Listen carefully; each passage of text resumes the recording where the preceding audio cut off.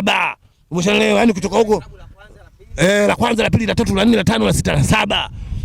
Kweli mwanangu tulivyopewa zile dawa mwanangu, zile ilizi nyingine, ilizi tunaweka mfukoni moja, kwa sababu tumepewa 2 moja hiyo kwa ajili ya tukiona changamoto yoyote mzee tunabonyeza, tunaiminya changamoto inageuka na kuwa fursa.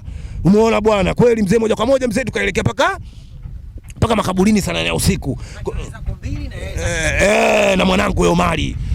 Basi mwanangu, moja kwa moja tulipofika mwenyewe makaburini sana na usiku mwanangu, kaburi la kwanza, la pili, la tatu, la 4 mwanangu, tunaona mbele mwanangu kuna mtu mrefu mwanangu anakuja kati mbele yetu mwanangu, afu kavaa mashuka meupe, afu mrefu, mwisho wake haonekani mwanangu, kichwa kionekani, afu ananukia mafuta mazuri.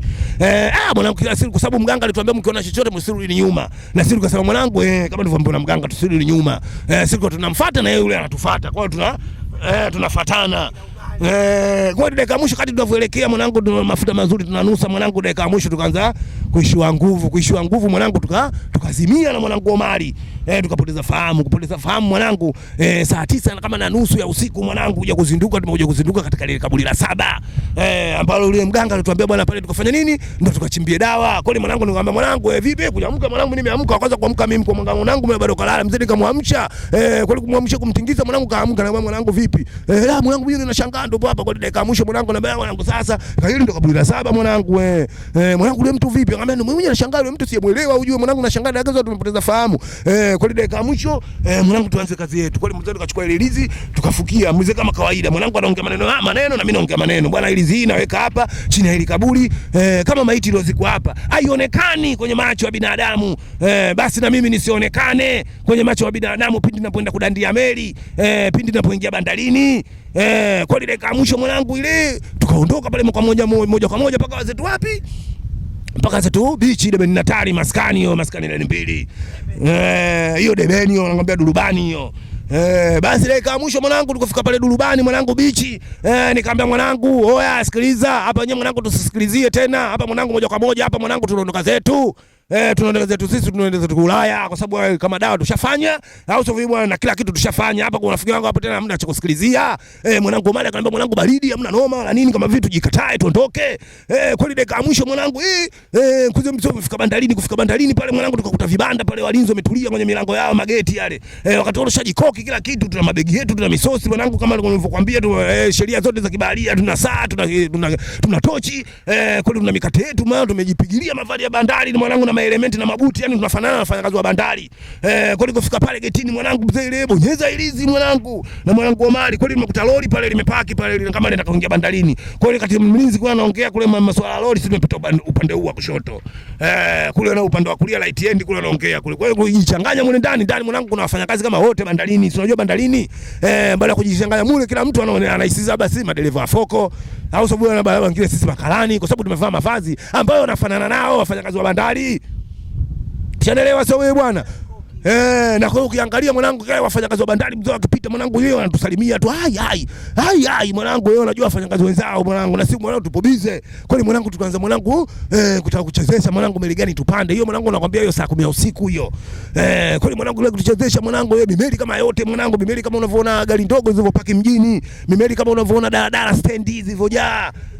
Utapanda meli gani utaenda nchi fulani? Yani wewe pale mwanangu baharia mwanangu, stowaway, yani stowaway mwanangu, wewe unapanda meli yoyote, hujui meli inaenda wapi. Kama meli mwanangu inaenda kwenye vita, utajua hapo. Kama meli inaenda Vietnam kwenda kulima mpunga, utajua mwenyewe. Yani wewe kama meli inaenda, kama unaweza bahati yako, kwa sababu swala la stowaway kudandia meli ni swala la bahati nasibu, kwa sababu unaweza kupanda meli mwanangu ukakaa siku 7 chakula ukamaliza, alafu ile siku ya 7 unasema ngoja bwana nitoke nje ni test zali, labda meli imeondoka, kumbe meli ndio pale inaendelea kupakia mzigo, unakamatwa na tolewa, hujatoka wala nini.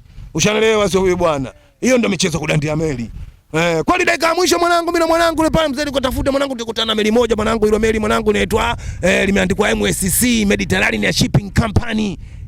MSC hilo. Kwani mwanangu wewe fika pale mwanangu, tukamwona mzungu akaanza kapita kaingia ndani katika meli, kapita mbele katika gangway. Kwani mwanangu nikamwambia mwanangu, oya mwanangu tunachezesha ile pale. Kwani mwanangu kuangalia hivi dakika za mwisho nakuta pale mlinzi ile kasundia na kapelo lake. Nikamwambia mwanangu, wewe tunasogea pale mwanangu, tukamnyatia. Si unajua si mabari ya nyatu tukajifanya kama tunasogelea katika. Kwa hiyo watu wa bandarini wanatuangalia tu, yani hawatuangalia, ni kifupi wanatuangalia watu kama watu wa kawaida. Kwa sababu tumevaa mavazi ya bandari. Wanajua sisi wahusika wa bandari. Kwa hiyo baada ya kusogea katika ile mlango wa gangway mwanangu, tunasogea mwanangu, bonyeza ilizi yangu nimpelwa na mganga. Kwa hiyo nakutolea jamaa baridi kali mwanangu, jamaa kajipigilia magoti yake mwanangu, kasikilizia pale kwenye kiti mwanangu, nimemsogelea paka pale nakuta mzee namtambuka mwanangu mguu mwanangu, nakuta mwanangu kaganda tu, sio unajua kwa hiyo mwanangu mzee nikapita na mwanangu Omari akanifuata kanipita kufika kwenye meli mwanangu mzee, tukaanza kwa sababu tumeelekezwa kuna mifuniko pale, inabidi uifunue nenda chini ya mainjini huko kwenda kujificha.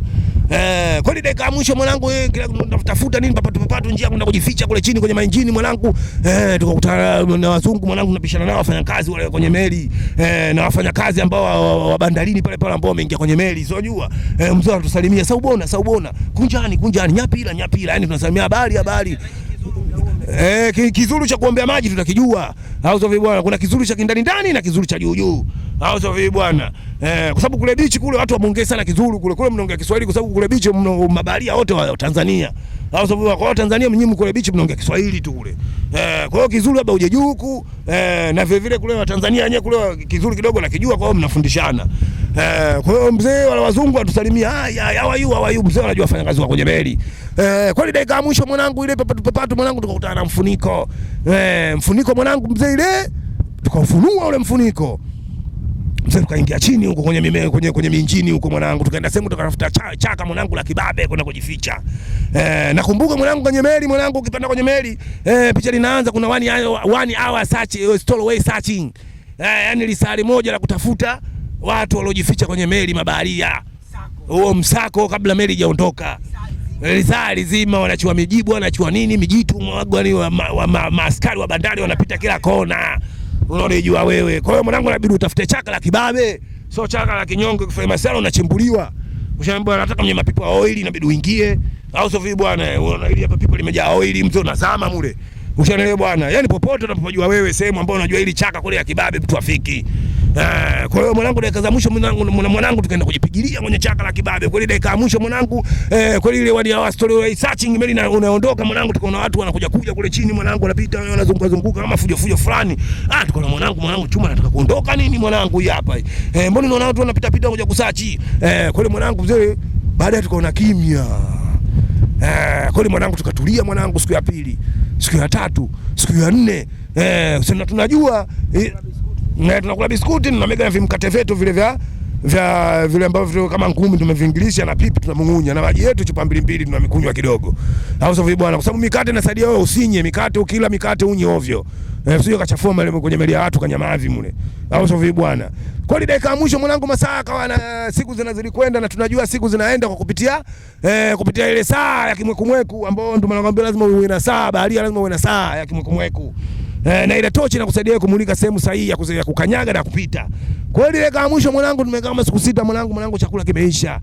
Mimi na mwanangu Omari, mtoto wa Mbagala mwanangu, naambia mwanangu da tunakuja kuredi mwanangu humu njai mwanangu, kama vipi wenzetu tujitoe, au sio bwana? Mwanangu akamwambia mwanangu da kweli mwanangu tujitoe mwanangu. Nikamwambia bwana ile kama mwisho nikamwambia mwanangu Omari, bwana Omari sikiliza mwanangu, tuombe Mungu mwanangu, kama email mwanangu imeondoka, au sio bwana, ipo kwenye mikondo ya mbali, basi leo inabidi tushukuru Mungu. Lakini kama meli iko hapa basi sio riziki yetu. Hapa cha msingi tuombe Mungu, au sio bwana, tukagonga katika ile sehemu tulipoingilia, au sio bwana. Dakika ya mwisho mwanangu mzee ile tukatafuta kicheni kama kidogo hivi katika ule mfuniko ile kufika katika ule mfuniko, kwani tumetoka mfuniko umefungwa.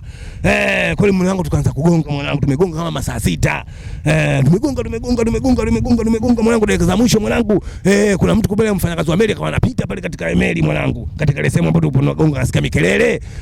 Kwa ile dakika ya mwisho kaja pale kafungua katukuta sisi tumechoka tumelegea mwanangu, kutuchimbua mwanangu, tukuja juu mwanangu, na vipi tulichukulia maelezo mwanangu. Dakika ya mwisho katupeleka kwa kapteni huyo kiongozi wa meli huyo. Kapteni mwanangu akaamuru sisi tuogeshwe. Katika kuogeshwa nini fresh. Kwa ile dakika ya mwisho mwanangu mzee akaanza kutukua huyo mzungu huyo, kapteni mzungu huyo, meli ya kizungu hiyo. Kweli mwenye kapteni ni akatupa misosi pale, tukala pale mzee ile, tukaanza kupata nguvu kidogo, akaanza kutuchukulia maelezo, kutuuliza how many are you in my ship, anakuuliza, akatuuliza nini, mpo ngapi kwenye meli yangu, tukamwambia bwana we don't know, yani sisi hatujui. Kweli yule kapteni akasema akamwambia wafanyakazi wenzake, bwana sikiliza, mimi siamini kama hawa wapo wawili katika email, kama nyinyi mwakuta wawili hao wako wengi. Kweli dakika ya mwisho mwanangu papatu mimi wakaamrishwa wale wafanyakazi wa meli waendelee kwenda kusearch katika ile meli tena. Kweli mwanangu mzee kaingia katika ile meli mwanangu, ni kusearch mwanangu kila kona vizuri mwanangu, akaja pale na wabongo wengine, wakaja na wabongo wengine 6. Kweli wale wabongo 6 mwanangu, kila mtu alikaa kwenye chimbo lake, na siku zote 6 tulizokaa hatujajuana kama sisi kuna wabongo wengine, tupo wabongo mule wabongo wenzetu hapo, hatujaonana, kila mtu kajipigilia kivyake, na wabongo kuja pale mwanangu nao wamechoka tika. Njaa kali mwanangu, kweli wakaogeshwa pale maji, wakabadilishwa nguo hapo, misosi wakapata nguvu. Dakika ya mwisho akaanza kutuuliza yule kapteni, tupo nane hapo. Kweli kapteni akaanza kutuuliza where are you going? Kweli ndugu zangu wengine hawajui mwanangu Kiingereza, mimi peke yangu ndo kidogo at least najua Kiingereza cha kuombea maji. Kwa hiyo hapo mimi nikaanza kupata ubalozi wa mabaharia hapo kwenye meli, yani mimi kama balozi wa kuwaongoza mabaharia wazangu kwenye meli, ambayo meli mwanangu hiyo ambayo tumezamia, kwa sababu wenzangu wote hawajui Kiingereza, mimi ndo najua Kiingereza. Kwa mimi ndo najibu, wazungu wanaongea na mimi naongea na mabaharia wazangu wale. Mabaharia wanaongea na mimi naongea na mzungu. Kweli mzungu akatuuliza how many are you in my ship? Kweli mzee nilivyoambia I don't know, kwenda kuangalia watu wengine wale kuja kutolewa $6, mzee mzungu akatuuliza where are you going? Mimi nikamwambia bwana sisi we going Europe or America. Au sio bwana? Kweli dakika ya mwisho yule mzungu akamwambia my ship is not going America, my ship is not going Europe, my ship is going Australia. Yani kwamba email yangu mimi haiendi America, email yangu haiendi Ulaya, email yangu mimi naenda Australia. Nikamwambia wanangu, mmemsikia kapteni anavyosema meli haendi Ulaya, haendi Marekani. Hii meli bwana inaenda zake wapi? Australia. Mabaharia wale wenzangu akaniambia mwanangu, mwambie huko tunapokwenda sisi tunakwenda. Mimi popote poa mwanangu, si mabaharia mwanetu. Si hatutaki kukaa Afrika tu. Kweli dakika ya mwisho mwanangu, mimi nikamwambia yule mzungu, nikamwambia bwana the way ship is going, the way we are going. Yani meli inapokwenda na sisi ndio tunapokwenda huko. Kweli dakika ya mwisho mwanangu, ile kapteni mwanangu akasema okay, the ship is going Australia, but Australia has border strong control. The way you came in my ship, the way you gonna go out in my ship. Yani meli inaenda zangu Australia, lakini Australia ni ulinzi mkali, lakini jinsi mlivyoingia kwenye meli ndio jinsi mtavotoka kwenye meli yangu. Yani kwamba sisi tulivyoingia ndio jinsi tunavotoka. Mimi nikamwambia wanangu, wanangu mmesikia, tutapewa beach Australia. Yani jinsi tulivyoingia ndio jinsi tutavotoka kwenye meli. Kweli bwana, dakika za mwisho ndugu yangu, baada ile kufika zetu Australia, baba Australia naona ile tumeingia zetu usiku. Baba nikiangalia naona Australia yani migorofa kama yote mitaa inawaka mwanangu, yani ile mwanangu sio poa mwanangu. Dakika ya mwisho sasa mwanangu, inabidi watu wote sasa mabaharia wanane wote inabidi tushuke tuingie kwenye maji, kwa sababu jamaa alisema tukiingia bandarini, cheche bandari unaona kama ile. Kweli dakika ya mwisho mwanangu, mimi mwanangu Omari kapata boya. Mimi nikatafuta dumu mwanangu la 20 nikalifunika mfuniko. Katika ulifunika mfuniko dakika za mwisho mwanangu nikachukua kamba. Mzee nikalifunga lile dumu, nikalifunga kwenye luksi yangu ya suruali, zile nguo zangu zingine ambazo tumepewa na kapteni, nikatafuta mfuko wa nailoni, mzee nikazivirigia. Nakumbuka hapo kapteni katugaia $200. Yani kapteni alikuwa na roho nzuri. Sasa sijajua kwa sababu sijui ile ilizi ambapo alikuwa ametupa mganga, kwa sababu ile kapteni akitaka kuja kuongea na mimi, akifika tu karibu na mimi akataka kuniuliza maswali, kunichukua maelezo kuhusu mimi na ndugu zangu wale mabaharia wenzangu waliopanda kwenye meli, mimi zangu nalibonyeza lile ilizi. Sasa sijajua kwa sababu ya ile ilizi au vipi. Kweli dakika za mwisho mwanangu mzee ile tukaingia kwenye maji. Hayo maji mwanangu sio poa. Hayo maji mwanangu ukifanya masiara mwanangu unaganda, badili lake hatari. Baridi kali mwanangu, lakini mzee hivyo papatu mwanangu kaogelea mwanangu, mimi mwanangu Omari kaibukia kivyake, mimi nimebukia kivyangu. Yani kila mtu kaibukia kivyake, kile babaharia kaibukia kivyake. Kwani ile kama mwisho mzee nikafika ngambo pembeni ya bahari, ngambo ya bahari. Kufika ngambo ya bahari mwanangu nikaona sio poa, mzee nikavua nguo zangu zile pale zile zilizoloa, nikachukua nguo zangu ambazo nimeweka kwenye mfuko wa nailoni, mzee nikazivaa, nikajipigilia mwanangu, nikachukua $200 yangu nikajipigilia, ngoma zile nguo zingine nikazitupa. Kweli moja kwa moja sasa nikaanza sasa kutafuta barabara kuu sasa. Kweli moja kwa moja moja mwanangu barabara kuu nikatembea nikafika barabara kuu. Kufika barabara kuu nikaanza kutafuta magari mwanangu. Kila nikiangalia magari na kuna vyuma vinapita tu, vyuma vinapita. Kwa ile bahati mzuri mwanangu mzee nikapiga mkono taxi kwa ikasimama. Alipokuja dereva taxi kusimama anauliza where are you going? Mimi nikamwambia put me in the night club, yani nipeleke kwenye club ya usiku. Kwa ile dakika mwisho mwanangu dereva taxi akamwambia $30. Yani dola 30. Kumbuka mimi na dola 200 hapo. Nikaona kwa mwanangu sio poa, nikatoa dola 200 akanirudishia change dola 170. Kwa hiyo moja kwa moja mwanangu mpaka nikaingia zangu night club. Kufika night club pale mwanangu nikafika pale hapo peke yangu kufika mwanangu kufika mule mwanangu dakika za mwisho mwanangu nakuta mwanangu mule kuna wazungu kama wote afu watu ile mwanangu kuna mademu wanacheza mwanangu unajua zile meza bai afu kuna machuma yale wanateleza wamevaa vichupi tu mwanangu yani mgoma linapiga mwanangu yani mwanangu sio poa mwanangu yani club kama casino yani mwanangu dakika mwisho mwanangu nikiangalia hivi nakuta mwanangu watu weusi tupo wachache yani kwa mbele kule na watu weusi kama 3 hivi na mimi kama 4 lakini wazungu wote afu wazungu mwanangu dakika za mwisho wananiangalia mimi mwanangu wananitolea macho mwanangu. So unajua nimekuwa star ghafla kwa sababu unajua sehemu ukienda mtu mweusi ukiwa wachache afu wazungu wakiwa wengi wanakushobokea kama hapa Bongo tunavyoshobokea wazungu kwa sababu watu weusi tupo wengi afu wazungu wachache. Basi dakika mwisho mwanangu mimi nikawa star mwanangu mle club mwanangu watu wananitamani mwanangu anasema hai na mimi nikaona mwanangu hapa cha msingi hapa cha kufanya hapa ngoja nikatenoma. Nikaenda zangu pale counter mwanangu nikaagiza unywaji mwanangu kitu cha pombe nikakata kukata mwanangu na mimi nikaanza kujirusha mwanangu anajiona kama niko mbele mwanangu kwa nikasema maisha ndo haya mwanangu nishafika mbele unapataka mwanangu ndo hapa mwanangu ile kama mwisho mwanangu mwanangu cheza nimekaa pale mwanangu masaa kama 48 hivi mwanangu yani kawaselewi hapa nielekee wapi kwa sababu nishafika mwanangu Australia afu ndo nishafika mbele mwanangu nilipopataka dakika mwisho mwanangu nikacheki hivi nakuta mwanangu kuna mshangazi mwanangu mama mtu mzima katulia nikatulia peke yake kwenye meza mimi nikamcheki nikaona huyu ngoja kwanza mimi nijisogeze mwanangu katika pale kujisogeza mwanangu nikamuelekeza bwana bwana mimi how are you mzee nikamsalimia akaniambia okay fine mzee nikamuelekeza nikamwambia mimi from Africa now no brother no mother no father here in this country yani mimi hapa nimetoka zangu Afrika ni sasa hivi alafu bwana mimi hapa sina ndugu wote sina baba sina mama au hivyo bwana kwa mimi naomba msaada wako yule mzungu akaniuliza you sure yani una uhakika nikamwambia mimi uhakika akaniambia basi okay no problem sit here kwa mzee akaniambia bwana hamna tatizo kaa hapa kwa dakika mwisho mimi nikatulia pale. Katika kutulia mwanangu moja kwa moja mwanangu kumbe yule dada pale yule mshangazi alikuwa shughuli zake kufanya kazi ya usafi katika yule yani kama msimamizi katika ile pale club ile kama casino lile dakika mwisho mwanangu amaliza shughuli zake akanichukua akanipeleka magetoni kwake kufika magetoni kwake mwanangu mwanangu sio poa mwanangu mjengo wa kibabe full swimming pool full jacuzzi mwanangu mjengo huo mwanangu umetulia alianza kufika pale akanipigiza mgeto akaambia bwana pumzika humo tutaonana kesho kesho yake asubuhi nilipoamka mwanangu moja kwa moja mwanangu kaenda zake shopping yule mshangazi shopping mwanangu anakonichukua majinzi nini fresh kaja pale kanipigilia majinzi dakika mwisho akaanza kunielekeza akaniambia bwana mimi kwanza akaniuliza you married in Africa yani umeoa Afrika mimi nikamwambia no wife akaniambia mwenyewe no husband au sio bwana ni Australia ila she has got one child yani ana mtoto mmoja jinsi alivyonielekeza nikwambia na mtoto mmoja na mtoto wake hayupo katika mji huo kwa sababu sisi tulienda huo mji wa Australia unaitwa Sydney sasa Australia hiyo mwanangu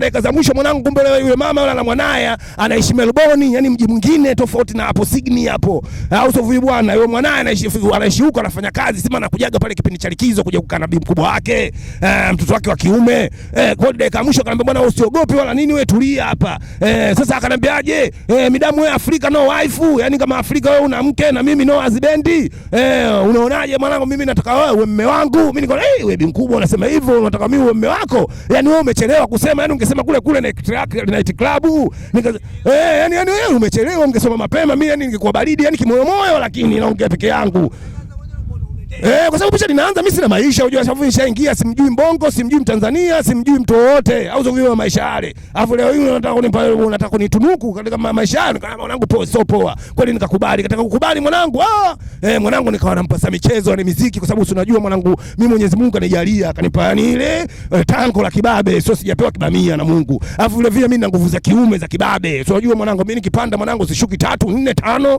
5 mimi ndo zangu kweli dakika mwisho mwanangu yule mzungu mwanangu anampa michezo, anampa muziki ya Kiafrika. Kweli mzungu mwanangu akanafurahi, yule mshangazi mwanangu anafurahi. Mwanangu na nimalize 3-4 ndo nashuka 3-4 nashuka. Sasa yule mzungu dakika mwisho akawa anaenda kuwasimulia wazungu wenzake kule marashoga zake kwamba yeye kapata mgeni Mwafrika, yani kazi. Ushanelewa bwana, dakika za mwisho mwanangu basi yeye akawa anawatambia wenzake. Sasa hapo ndo nikajua kumbe wanangu wanawake tabia zao zinafanana, wanawake wa kizungu na Waafrika wale tu. Yani wanawake yani tabia zao zinafanana, ni moja. Kwa nini mimi nikajiuliza huyu kwa sababu gani ngeenda kuambia wanawake wenzake? Kwani dakika ya mwisho wale wanawake wenzake mwanangu kuna siku akaja pale magetoni kuja kunisalimia, kaja na yule pale mama watoto wangu huyo. Kweli kufika pale ningu nisamia kunicheki nini fresh, mimi nikajua shemeji zangu. Sasa yule demu akawa ananiambia bwana, kwa sababu wewe hauna kibali cha kuishi Australia, mimi nataka nikufanyie mpango kibali cha ukimbizi uhamiaji, ili mradi uishi Australia, utuje kuoana, ufanye kazi, nikutafutie kazi, tuishi pamoja. Mimi nikamwambia bana haina shida. Kwa yule mama mshangazi yule, kwa yule mshangazi dakika ya mwisho akawa mimi ananifungia ndani, yani mimi yake enda kazini anaacha magetoni anaeka misosi kwa sababu nini? Anaogopa mimi nikitembea nitakamatwa, kibali sina, nitarudishwa Afrika. Umeelewa bwana, picha ninaanza hapo. Atakosa mwanaume, atakosa show, au sio vipi bwana? Kwa ile dakika ya mwisho mimi nikamuelewa, niko mwanangu shangazi midamu muongea vitu kama hivyo, vitu vya maana, au sio vipi bwana? Haina shida. Kwa ile dakika ya mwisho mimi nikawa naishi magetoni tu Australia mwanangu. Nimefungiwa mimi, nikitoka mzee nachungulia kwa nje, sio unajua, nachungulia kwenye madirisha vyoo nini, naona magari yanapita nini, wazungu nini, mzee nipo ndani. Kwa ile mama watoto akienda akirudi jioni, kwa ile mshangazi nini fresh anarudi na misosi nini, mazagazaga, tunaishi.